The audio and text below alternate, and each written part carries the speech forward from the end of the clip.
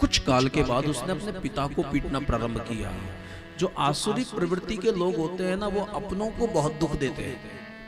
ये जीव अनंत यात्राओं से गुजरता हुआ आ रहा है, और जो लोग नरक का कष्ट भोगकर इस दुनिया में आते हैं ना, कोई अपराध कर देता है और 20 साल की सजा होती है, फिर वो सजा पूरी करके फिर से छूट के आ जाता है कारागार से। इसी प्रकार जो लोग नरक से दुख भोगकर और नरक की यातनाएं भोगकर संसार में आते हैं, उनके कुछ लक्षण होते हैं।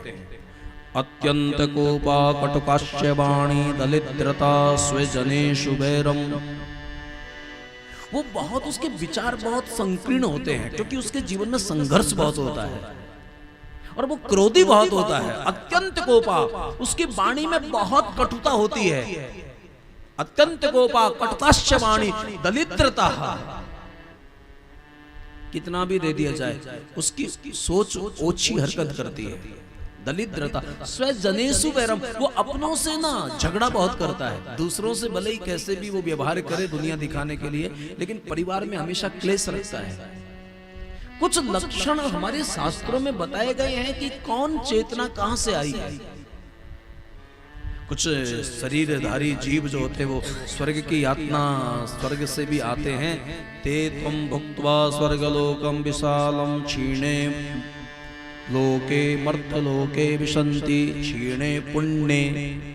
जब पुण्य का क्षरण हो जाता है, हम पुण्य के चलते स्वर्ग चले जाते हैं, लेकिन जब तक पुण्य होता है तब तक हम स्वर्ग में बने रहते हैं। और जैसे ही पुण्य का क्षरण हो जाता है तो फिर से हम कर्म करने के लिए कर्म लोक में आ जाते हैं। ये पृथ्वी जो है ये कर्म भूमि है, ये भोग भूमि नहीं, कर्म भूमि है। इसलिए तो हमारे धर्म शास्त्रों ने कर्म को प्रधानता दी है। ये नहीं कहा है कि भाग्य के भरोसे बैठे रहो। कर्मण्येवाधिकारस्ते, हमें कर्म करने का अधिकार है। हमें फल की इच्छा में बहुत बंधना नहीं है। जीव का जन्म भी कर्म के अनुसार होता है, जीव को जाति भी कर्म के अनुसार मिलती है।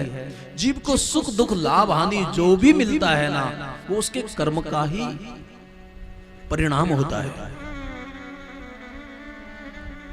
इसलिए मेरे भाई बहन, हमारे राजस्थान में एक कहावत है, भाई री, एक लोग गाते रहते हैं।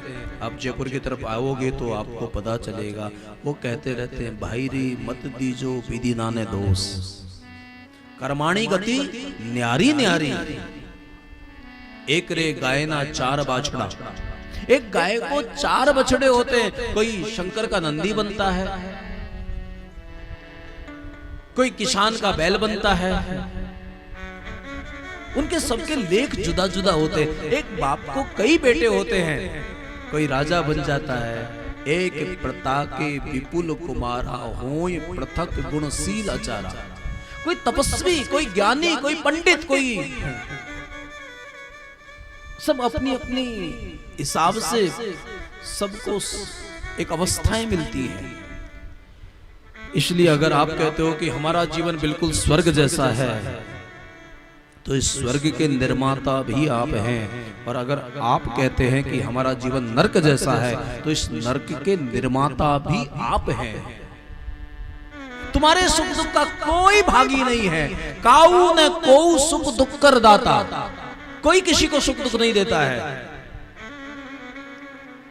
जैसे हजारों गायों में गाय का बछड़ा अपनी मां को पहचानता है, ऐसे ही कर्मकर्ता का अनुसरण करता है। इसलिए तो पुनः पुनः हमारे कथाओं में, पुराणों में कर्म पर जोर दिया गया है। भैया इस नासवान शरीर से थोड़े कुछ सत्कर्म कर लो, कुछ अच्छे काम कर लो, कुछ परमार्थ कर लो। भला किसी का कर ना सको तो बुरा किसी का मत करना। पुष्प नहीं बन सकते तो कांटे बनकर मत रहना।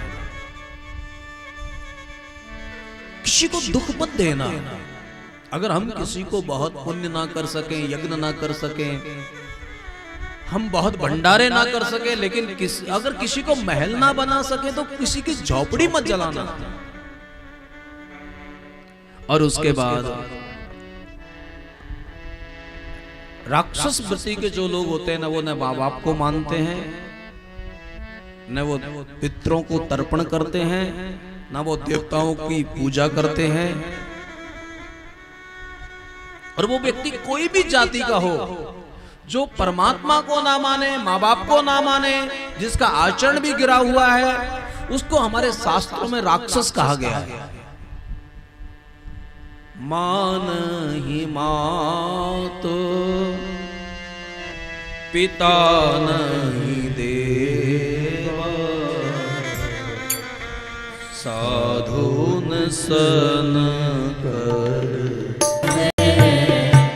जो कुछ बदली उनको सवारो। हमारे एक दिन में हम 21,600 श्वास लेते हैं।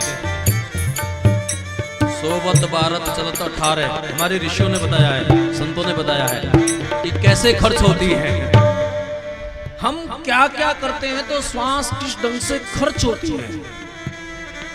और फिर उन्होंने ये समझाने की कोशिश की है, श्वास श्वास पर राम रट, प्रथा श्वास जन खोए, ना जाने इस श्वास को फिर आवन होए ना होए। हम मानते हैं अब बहुत श्वासों को खोके एक संदूक भरकर पैसा कमा सकते हो, लेकिन अगर ये सांसों की पिटारी अगर खाली हो जाएगी ना, तो नोटों से तो हमारा ये संदूक भर जाएगी, लेकिन ये शरीर में श्वास नहीं बचेंगे तो ये शरीर मुर्दा बन जाएगा। और नोटों की जरूरत भी जीवित इंसान को होती है, मुर्दे को नहीं होती है। इसलिए किसी अति पर मत जाइएगा, इस व्यवस्था को समझने की कोशिश करिएगा कि भारत का ऋषि शास्त्रों के माध्यम से क्या कहना चाहता है, क्या समझाना चाहता है।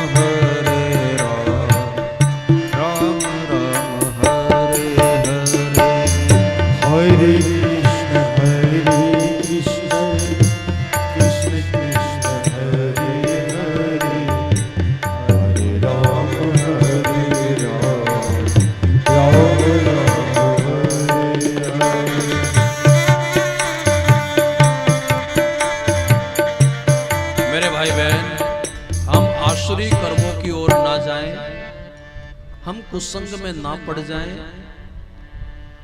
नहीं तो बहुत दिनों का सत्संग थोड़ी देर का कुसंग में सब चौपट हो जाता है।